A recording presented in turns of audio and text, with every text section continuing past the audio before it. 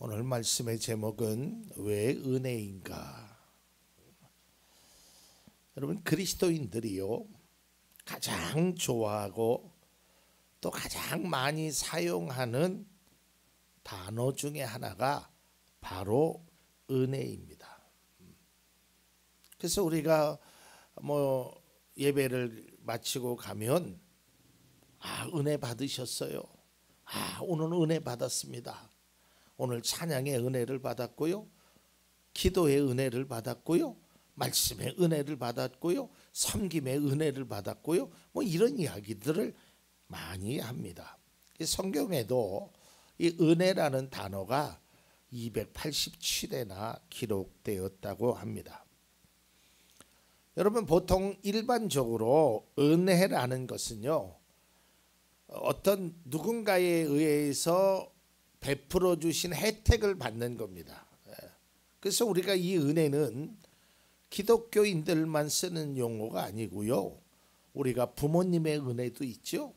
나실제 괴로움 다 잊으시고, 또 우리를 가르쳐 준 선생님의 은혜도 있죠. 잘 되거라, 바르게 되라, 스승의 은혜. 또 그 외에도 나를 이끌어 주신 어떤 사람의 그런 은혜를 우리가 받는 것, 그건 일반적인 은혜입니다. 뿐만 아니라 하나님의 믿음의 자녀는 하나님으로부터 은혜를 받습니다. 하나님은 믿음의 자녀들에게 은혜를 베푸셨다라고 말씀하고 있습니다. 시편 기자는 이 하나님을 이렇게 표현합니다. 116편 5절입니다. 주님은 은혜로우시고 의로우시며 우리 하나님은 긍휼이 많으신 분이시다. 또한 시편 145편 8절에도 주님은 은혜롭고 자비로우시며 노하기를 더디하시며 인자하심이 크시다라고 말합니다. 그러니까 일반적인 은혜가 있고요, 이 은혜가 하나님과 연관되면 아주 더 강한 의미로 나타나게 된다는 겁니다. 이 은혜를 아주 한마디로 이야기하면 하나님의 은혜는 합당하지 않는, 다시 말해서 자격이 없는 사람에게 주시는 하나님의 사랑이며 선물이다라는 거예요. 여러분, 우리가 은혜 받을 자격이 얼마나 있겠습니까? 자격이 없어요. 특별히 하나님의 은혜를 우리가 받을 자격이나 합당한 삶을 우리가 때로는 살지 못했어요. 여러분, 상이라는 것이요, 내가 열심히 해서 받는 상도 있습니다. 내가 아파도 학교에 한 번도 빠지지 않으면 개근상이라는 걸 학교에서 주지요. 그거는 합당한 거예요. 내가 열심히 학교를 다녔고 빠짐없이 학교를 다녔기에 어찌 보면 내가 받을 자격이 있는 거예요. 은혜는 그렇지 않다라는 거예요. 상과 은혜는 조금 다른 거예요.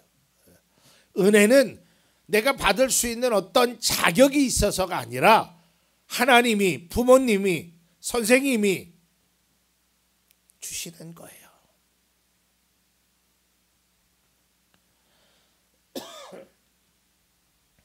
우리 모두는 세상으로부터, 사람으로부터 많은 은혜를 받았습니다. 또한 하나님으로부터 은혜를 많이 받았다는 거예요. 자, 이제 오늘 본문의 말씀을 통해서 이 은혜에 관한 좀 더 구체적인 말씀을 드리고자 합니다. 오늘 본문의 말씀은 우리가 잘 아는 대로 예수님께서 처녀 마리아의 몸에서 태어나신 사건을, 그것을 예고하는 내용입니다. 이 마리아라는 여인이 요셉과 약혼을 하죠. 근데 이 이스라엘은요, 약혼을 한 이후에 1년간을 결혼할 때까지 신부가 기다리는 거예요. 그래서 이제 결혼하고 하기 위해서 기다리고 있었던 이 마리아에게 천사가 나타나요. 그래서 야, 너 진짜 기뻐할 일이 있다. 너 진짜 은혜 받은 자다. 이렇게 이야기를 하는 겁니다. 이 말을 듣고 마리아는 몹시 놀라지요. 이게 무슨 뜻일까? 내가 무슨 은혜를 받았다는 말인가? 나는 어제나 오늘이나 뭐 별로 달라진 것도 없는데 나에게 무슨 은혜가 임했단 말인가? 궁금하게 여깁니다. 그러자 천사는 또 마리아에게 또다시 이렇게 이야기합니다. 1장 30절입니다. 오늘 본문. 천사가 마리아에게 말하였다. 두려워하지 말아라. 마리아야, 그대는 하나님의 은혜를 입었다라고 하는 거예요. 아니, 두 번씩이나 하나님의 은혜를 입었으니까 기뻐하라라는 거예요.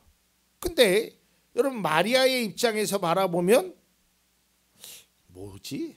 이게 무슨 말이지? 이게 어떤 의미지? 이게 가시적으로 나타나질 않으니까. 여러분, 여기서 우리가 한 가지 신앙의 중요한 사실을 하나 발견해야 되는데요.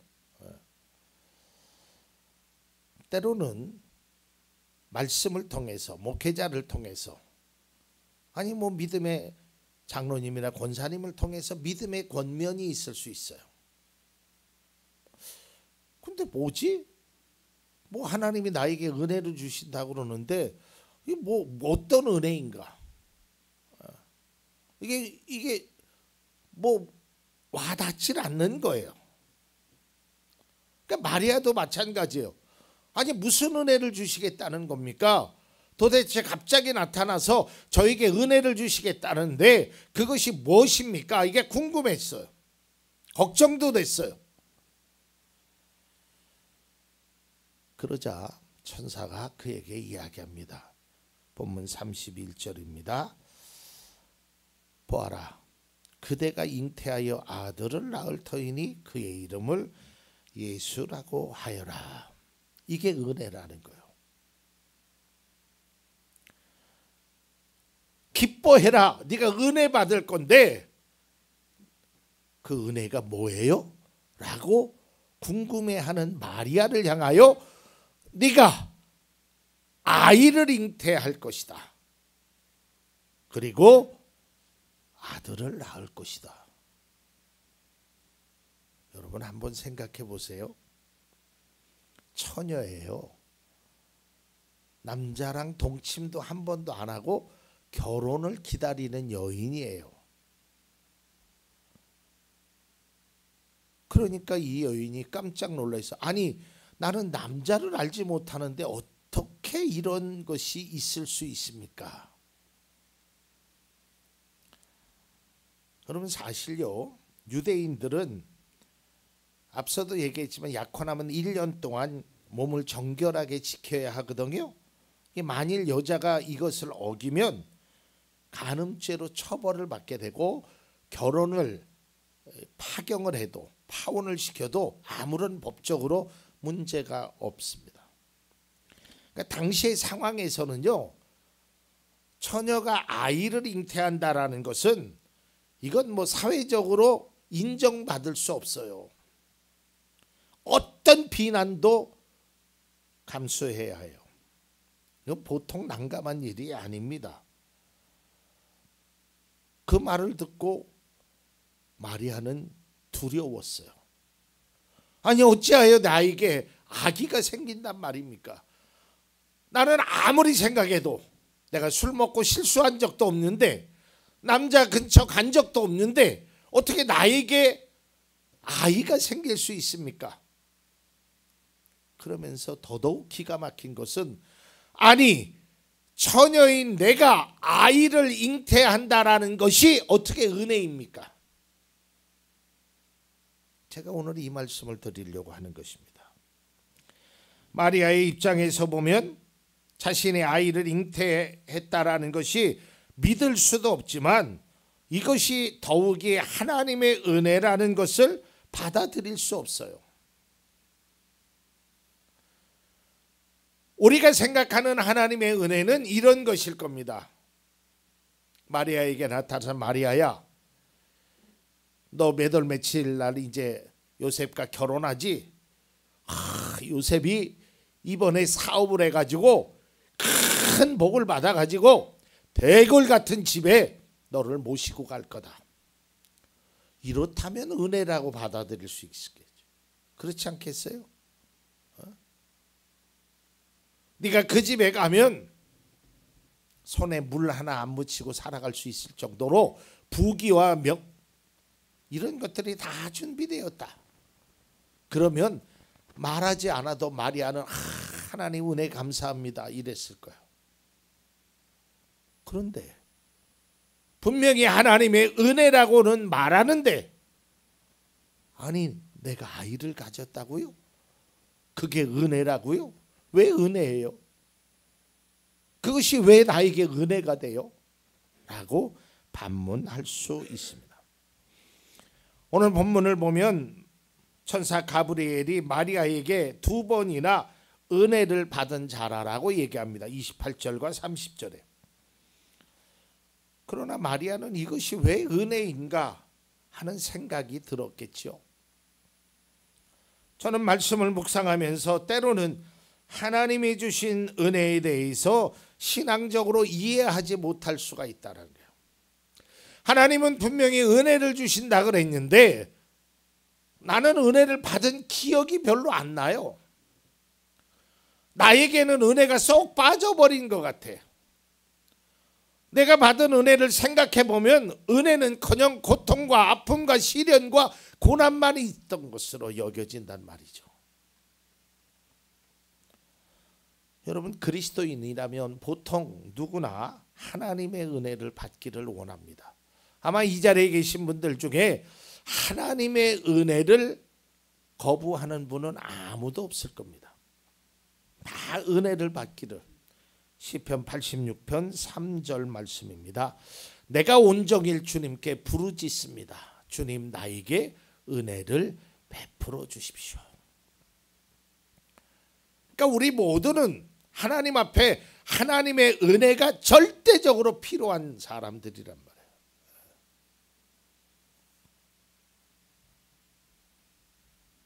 그런데 여기서 한 가지 주목해야 될 사실이 있습니다. 내가 원하는 것이 바로 하나님의 은혜라고 생각하는 것, 그것을 먼저 버려야 한다는 것이에요. 내가 원하는 것이 하나님의 은혜라고 생각하면 이것은 신앙적인 굉장한 오류를 범하게 된다는 것입니다. 다시 말해서 하나님이 주시는 은혜와 내가 생각하는 은혜가 다를 수도 있다라는 거예요. 예를 들면 이겁니다. 내가 바라는 것은 예를 들어서 A라는 거예요. 근데 하나님은 B라는 은혜를 우리에게 주셨어요. 과연 우리는 그것을 어떻게 받아들일까요? 천사가 마리아에게 하나님의 은혜를 입었다는 말을 이 마리아는 쉽게 받아들일 수 있는 상황이 아닙니다. 이것이 무슨 은혜이고 이것이 왜 은혜인가라고 더욱이 자신이 원했던 것이 아니란 말이죠. 여러분, 오늘날 많은 그리스도인들이 하나님의 은혜를 바라보고 있지만 하나님이 은혜를 이미 주셨음에도 불구하고 그 은혜를 받았다라고 생각하지 못하는 거예요. 그게 왜 은혜인가? 이제 3일 있으면 성탄절입니다. 제가 성탄절 때도 말씀드리지만 이 성탄은 우리에게 기쁜 소식입니다. 그러나 여러분, 사실 우리가 많은 그리스도인들이 정말 예수님이 오신 성탄이 기쁜 소식이 받아들이냐 이 말이에요. 어찌 보면 이 참 우픈 이야기지만, 웃기고도 슬픈 이야기지만, 누가 가장 성탄을 기쁜 소식으로 받아들일까? 연인들, 직장 다니는 사람들, 이번에 수요일 날 놀 수 있어서 너무 좋다. 여행을 계획하는 사람들, 이런 사람들이 오히려 성탄을 더 기쁜 소식으로 받아들이고 있단 말이에요. 정작 예수 그리스도께서 이 땅에 오심과 관계없이 그냥 성탄이라는 의미로 기쁨의 소식. 그러나 정작 믿음의 그리스도인들이 이 기쁨의 소식, 예수 그리스도가 이 땅에 오셨다는 그것이 진정으로 기쁨으로 받아들이느냐 이 말이에요. 예수님이 나를 위해 십자가를 지셨다는데 나는 그런 거 별로 믿어지지 않고 오히려 주님께서 나에게 내가 원하는 것 그거나 마음껏 주시면 몰라도 그렇지 않으면 무슨 이런 것들이 은혜란 말인가 라고 생각할 수 있다는 것입니다. 여러분, 제가 성경을 보다가 성경에 가장 먼저 하나님의 은혜를 입은 사람이 바로 노아입니다. 창세기 6장 8절에 하나님의 은혜라는 말이 제일 먼저 등장합니다. 그러나 노아만은 주님께 은혜를 입었다. 은혜를 입었어요. 그런데 이 노아는 방주를 짓는 일을 했어요. 그때까지 무슨 노아를 위해서 큰 복이 내렸던지 그런 것이 없었어요. 어떻게 생각하면 방주를 짓는 것이 무슨 은혜가 되겠어요? 한번 여러분 생각해 보세요. 하나님의 은혜를 입었다고 하는데 하나님은 방주를, 그것도 큰 방주를 지으라고 하는데 그것이 무슨 은혜를 입은 사람이냔 말이에요. 차라리 하나님께서 방주를 탁 만드셔서 야 노아야 너는 여기 들어가라, 이 정도면 몰라도 그 방주를 만들라고 하는 것이 무슨 은혜가 되겠느냐 이 말이에요. 하지만 이것이 노아를 향한 하나님의 은혜였음을 언제 알게 돼요? 홍수를 통해 알 수 있게 된다라는 거예요. 하나님의 은혜에 대해서 그리스도인들이 반드시 기억해야 될 것이 있습니다. 그것은 하나님은 우리에게 은혜를 주셨습니다.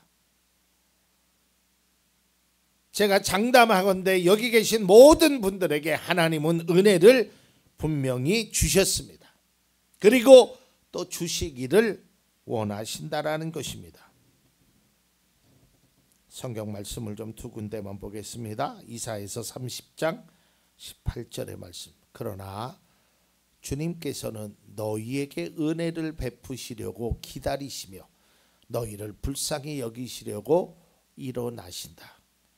또 에베소서 4장 7절에 보면 그러나 하나님께서는 우리 각 사람에게 그리스도께서 나누어 주시는 선물의 분량을 따라서 은혜를 주셨습니다.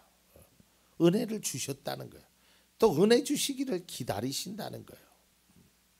문제는 뭐냐면 이게 왜 은혜인가를 내가 스스로 깨달지를 못하는 거예요. 이미 하나님께서 주셨음에도 불구하고 이것이 왜 은혜야?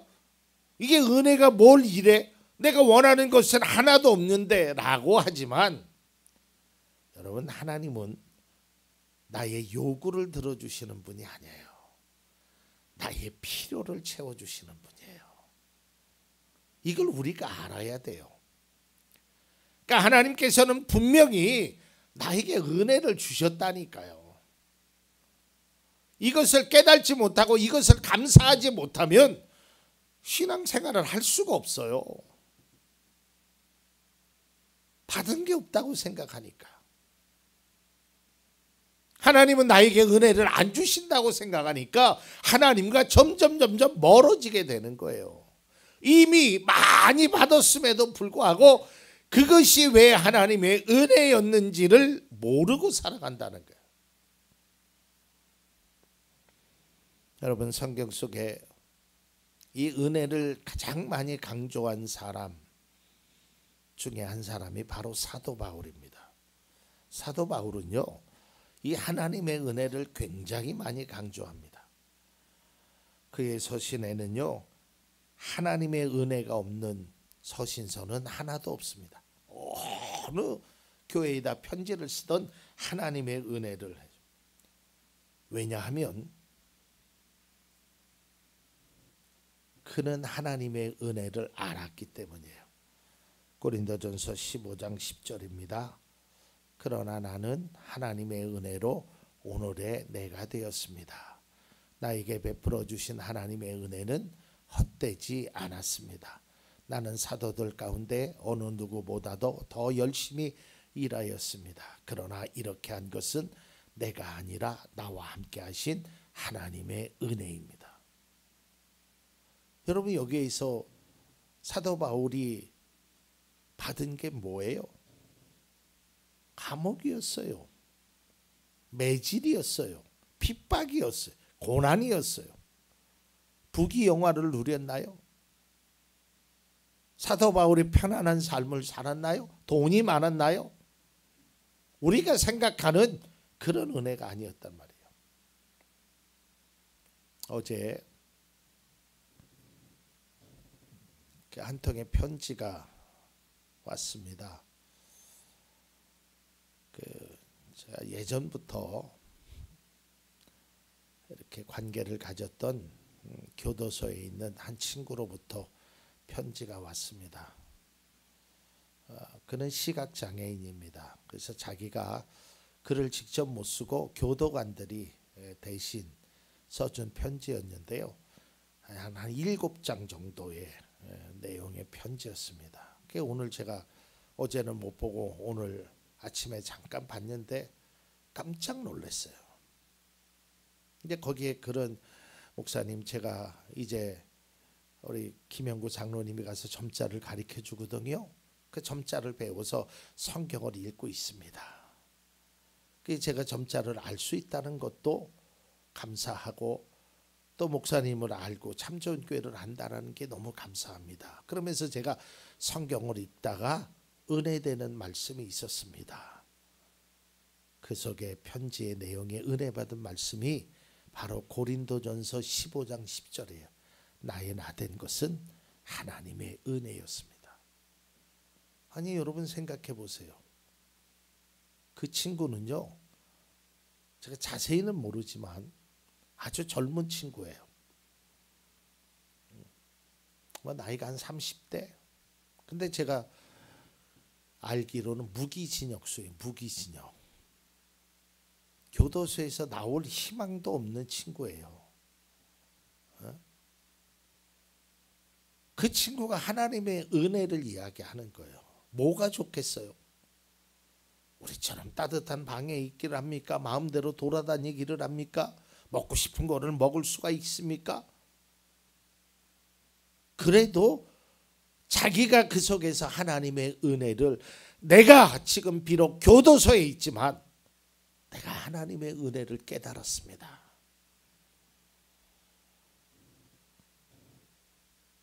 여러분, 하나님의 은혜는 상황을 초월하는 거예요. 다시 한번 강조하지만 내가 원하는 것만, 내가 바라는 것만, 내가 요구하는 것만 이루어진 것이 하나님의 은혜가 아니란 말이에요. 하나님은 내가 요구하지 않은 걸 할지라도 주시고요, 내가 바라는 것이 아닌 더 좋은 것으로 주시는데 우리는 그것을 모른단 말이에요. 제가 예전에도 그런 얘기했죠. 어린 아이들은요, 보통 2살, 3살, 요즘 아이들은 잘 모르겠어요. 근데 제가 우리 아이들 길래도 그렇고 어린아이의 특징 중에 하나가 뭐냐면 돈을 잘 모르지요. 돈을 잘 몰라요. 근데 어린아이는 동전을 좋아합니다. 지폐보다요. 그 어린아이가 100원짜리 동전을 하나 갖고 있어요. 그걸 주니까 기뻤어요. 근데 어떤 사람이 10,000원짜리하고 그거랑 바꾸자고 하는 거예요. 우리 같으면 야, 이게 웬 은혜인가 하고 얼른 바꾸죠. 근데 어린아이는 바꾸지 않습니다. 자기가 원하는 건 동전이니까 오히려 동전 하나 주는 것을 더 좋아한다라는 거예요. 우리가 하나님의 은혜를 그렇게 생각한다라는 것이죠. 여러분, 사도 바울은요, 자신이 원했던 하나님의 은혜가 한 가지 있었습니다. 자기 자신을 위한. 그게 뭐냐면 자기 몸에 있는 가시, 즉 연약한 육신에 대해서 하나님 치료해달라고 기도합니다. 이것을 3번씩이나 간청합니다. 성경을 보면 제가 다 인식하는 것은 아니지만 사도 바울이 자기 자신을 위해서는 별로 기도하지 않았어요. 다 교회를 위하여, 성도를 위하여, 하나님 나라를 위하여 기도하였지, 하나님 내가 이렇게 그런 것을 했는데 유일하게 자기의 몸에 있는 가시를 좀 제거해 달라고 하나님 앞에 3번 간청합니다. 이에 대한 하나님의 응답입니다. 고린도후서 12장 9절입니다. 그러나 주님께서는 내게 이렇게 말씀하셨습니다. 내 은혜가 내게 족하다. 내 능력은 약한 데서 완전하게 된다. 여러분, 한번 우리가 인간적으로 생각하면 화나잖아요. 하나님, 내가 여지까지 나를 위해서 해달라고 한 적이 있었던가요? 다 당신을 위해서 일하는데, 아니 그래 내 몸에 있는 가시 한번 그거 좀 제거해달라고 하는데, 이 아픈 육체를 좀 고쳐달라고 하는데 그거를 안 들어주셔요? 야, 야박하시네요. 얼마든지 그럴 수 있겠지요. 근데 왜 하나님은 그 은혜가 내게 족하다 했을까? 그래, 우리가 읽지는 않았지만 12장 9절 10절 이하에 보면 그 내용이 나옵니다. 정말 사도 바울의 입장에서 보면 실망스러운 결과죠. 지금 이대로 만족하라라는 것이죠. 이것에 대한 사도 바울의 반응은 이랬습니다.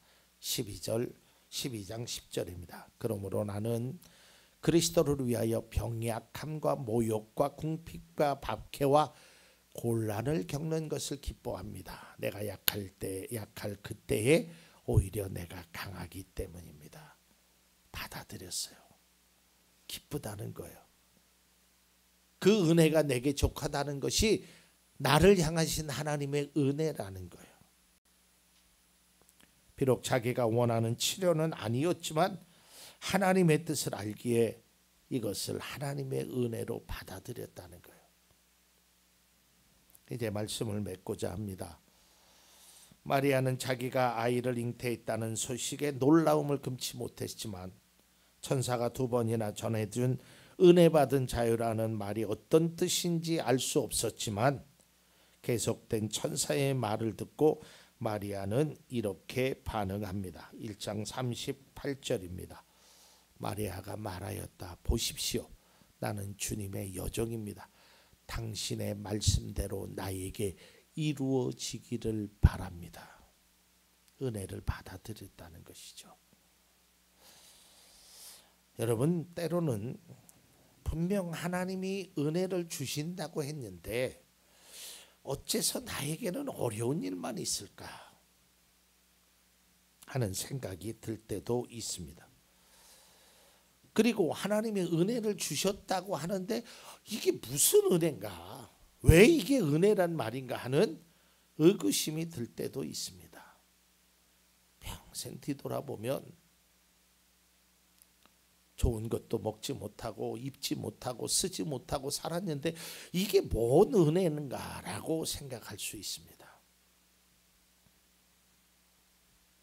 그러나 여러분, 그러한 상황을 믿음으로 바라보면 그것이 은혜라는 것을 깨닫게 됩니다. 우리가 우리의 생각으로는, 내 관점으로는, 내 방식으로는 그것이 은혜가 아니라고 생각할지 모르지만 결국 인생 전체를 놓고 바라보면 그때의 그 순간이 너무너무 귀한 은혜였다라는 거예요. 내가 원했던 것은 그것이 아니었는데 나중에 바라보니까 그때 그때 그 순간이, 그 괴롭고 힘들고 아팠고 어려웠던 그 순간이 정말 놀라운 하나님의 은혜였다라는 거예요. 이것을 깨닫지 못하니까 우리는 지금의 작금의 현실 속에서 그 어려움을 바라보고 그 어려움 속에서 살아가는 거 아니겠습니까?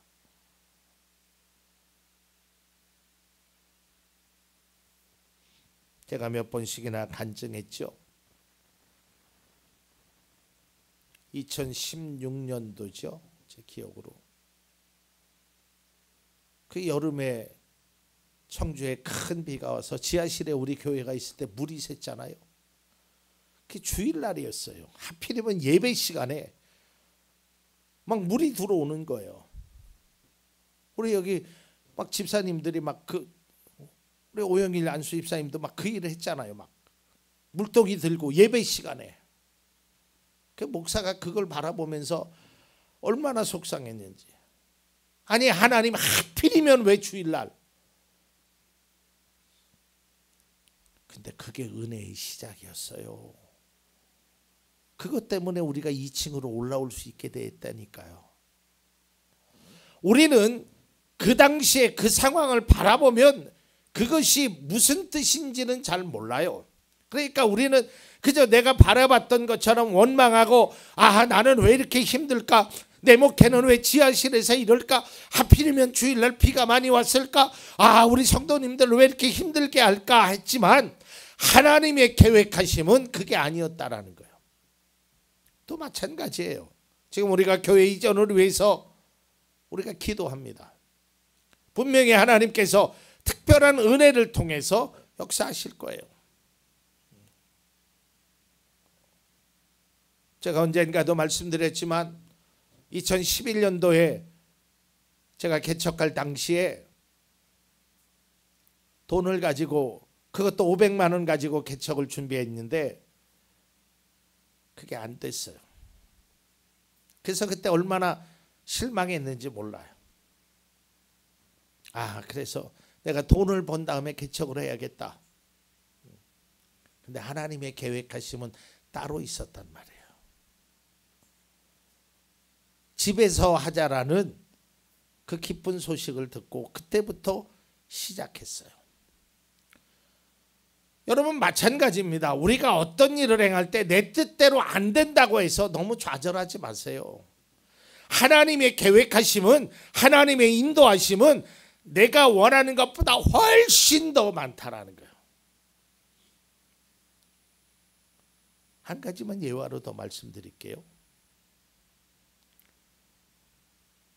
여러분 우리가 장기나 바둑을 둘 때 누가 잘 두는 줄 아십니까? 훈수를 두는 사람이 잘 둬요. 장기나 바둑을 해보신 분들은 알아요. 왜 그러냐면 훈수를 두는 사람은 뒤에서 멀찍하니 바라보는 거예요. 그 수를 보는 거예요. 근데 정작 자기가 그 안에 함몰되어 있으면 고기밖에 안 보여요. 바로 한 수밖에 안 보인다니까. 그러나 훈수를 두는 사람은 멀찌감히 해서 네 편 내 편도 없이 전체적인 판을 보면서 이렇게 나가야겠다라고 훈수하는 거예요.